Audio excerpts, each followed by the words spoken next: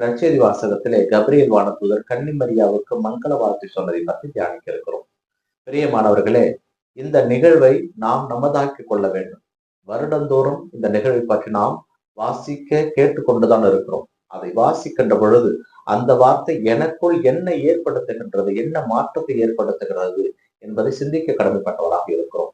Gabriel வானதூதர் கன்னிமரியாவுக்கு மங்கள வார்த்தை சொன்னது, அருள்மிக பெற்ற மரியே வாழ்க, அருளை முழுவதுமாக பெற்றவரே, பிறக்கும் பொழுது இந்த அருளை பெற்றுக்கொண்டு வந்தவரே வாழ்க என்ற அந்த வாழ்த்தொலி அன்னை மரியாவுக்கு சற்று யோசனைக்குரியதாக தான் இருந்திருக்கும். ஏனென்றால் இது பரவலாக பேசப்படுகின்ற ஒரு நிகழ்வு யூத சமுதாயத்திலே. மெஸ்ஸியா பிறக்க இருக்கிறார், அவர் யாருடைய வயிற்றில் பிறப்பார் என்பது தெரியாது.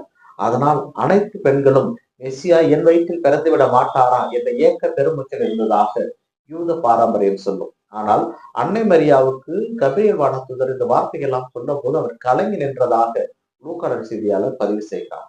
பிரியமானவர்களே, இந்த கலக்கம் எதனால் என்பதை நாம் அறிந்து கொள்ள வேண்டும். இந்த கலக்கம் அந்த வார்த்தையினாலா இல்ல அந்த மனிதராலா என்பதைதான் நாம் யோசிக்க வேண்டும். விவிலியத்திலே எல்லா பகுதியிலும் நாம் பார்க்கின்ற பொழுது எங்கெல்லாம் கடவுளுடைய தூதர்கள் மனிதர்களுக்கு காட்சி அளித்தார்களோ அங்கே அனைவரும் கலங்கி நின்றால்தான் குறிப்பிடப்பட்டிருக்கிறது.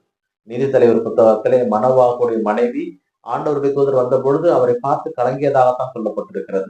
செக்கரியாவுக்கு ஆண்டவருடைய தூதர் தோன்றிய பொழுது அவரும் அவரை பார்த்து கலங்கியதாகத்தான் சொல்லப்படுகிறது.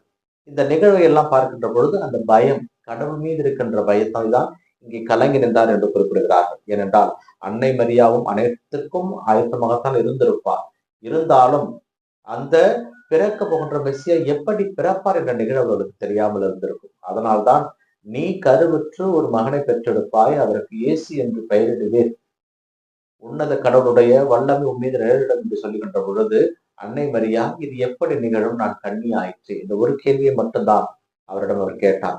அதற்கு கபிரியேல் வானதூதர் தூய ஆவியானவர் உன் மீது வரும், உன்னத கடவுள் மீது நிழலிடுவார் என்ற செய்தியை சொல்லிவிட்ட பிறகு அவர் அடுத்த வார்த்தையாக உமது உறவினர் பெண்ணாகிய எலிசபெத்துக்கு இது கருவுரை இயலாதவர் என்று சொல்லப்பட்ட எலிசபெத்துக்கு இது 6வது மாதம் என்று சொன்ன பொழுது கடவுளால் இயலாதது எதுவும் இல்லை என்பதை அன்னை மரியா அங்கே புரிந்து கொண்டார். ஏனென்றால் இத்தனை காலமாக தன் உறவினர் பெண்ணாகிய எலிசபெத் வயது முதிர்ந்தும் குழந்தை இல்லாமல் தவித்துக் கொண்டிருந்தார். குழந்தையே கிடையாது, இனிமேல் வயதாகிவிட்டது என்ற ஒரு நிலை வந்த பொழுது ஒருவேளை அவர் பழைய ஏற்பாட்டிலே படிக்க கற்றிருப்பார்.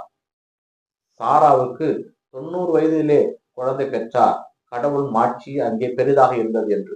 ஆனால் இதை முதல் முறையாக தனது காதலை கேட்கிறார். கருவுரை இயலாதவர் என்று சொல்லப்பட்ட எலிசபெத்